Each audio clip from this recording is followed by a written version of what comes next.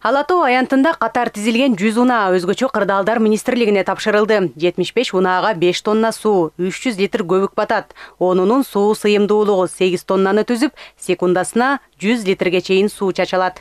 Ар бир машине биздин күчүр менен эсептелдин атайын өрт өчүрүүчү кийимдер менен жабдууланган, түтүн каптаган имараттардын ичинде же болбосо бөлмөлөрдүн иштөөгө арналган атайын өздүк курамдын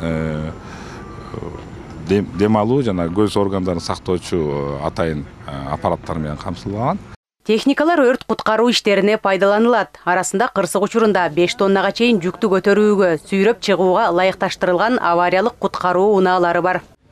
Өзгөчө кырдаалдар министрлигинин техникалык базасы жаңыланууда. Ар кандай өзгөчө кырдаалдарды алдын алуу жана алардын кесепеттерин жоюуга багытталган иштерди жүргүзүүгө техникалар алынып келинди. Алардын бири 5 муунду автошаты, анын бийиктиги 54 метрди түзөт, 18 кабатка чейин жетип, ар кандай өрт кырсыктарында адам өмүрүн сактоого жана өрттү өчүрүүгө көмөктөшөт.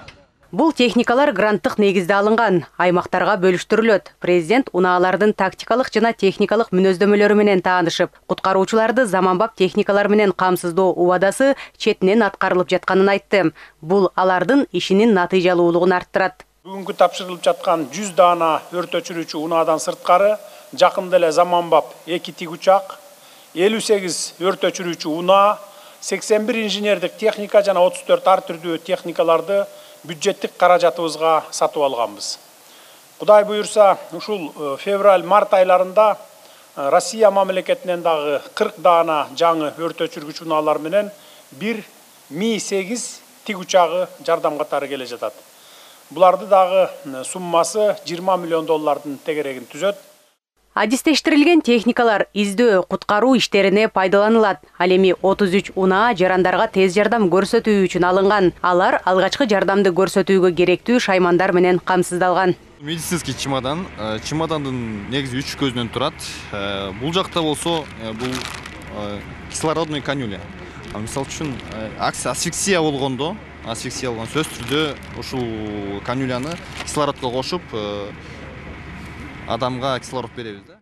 Өлкө башчы унаалар менен таанышкыча саламаттык сактоо министри Гүлнара Батырова дагы тез жардам унаалары керектигин айтууга үлгүрдү.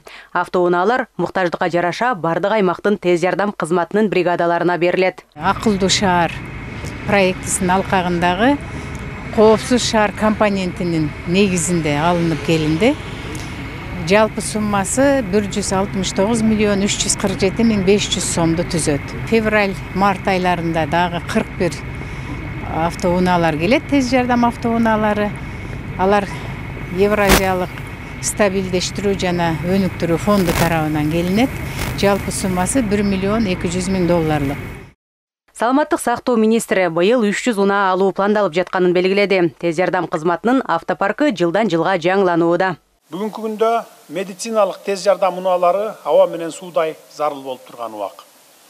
Жарандарыбыздын саламаттыгына кам көрүү мамлекеттин артыкчылыктуу багыттарынын негизгиси катары кабыл алынган. Андыктан тез жардам кызматынын материалдык техникалык базасын чыңдоо аракеттерин мындан ары дагы улантабыз. Тез жардам менен камсыздоодо Баткенге басым жасалууда. Быйыл жалпысынан аталган облуска 33 автоунаа берилерин министр белгиледи. Жазгүл Сейдахматова, Бекзат Машрапов, ЛТР, Бишкек.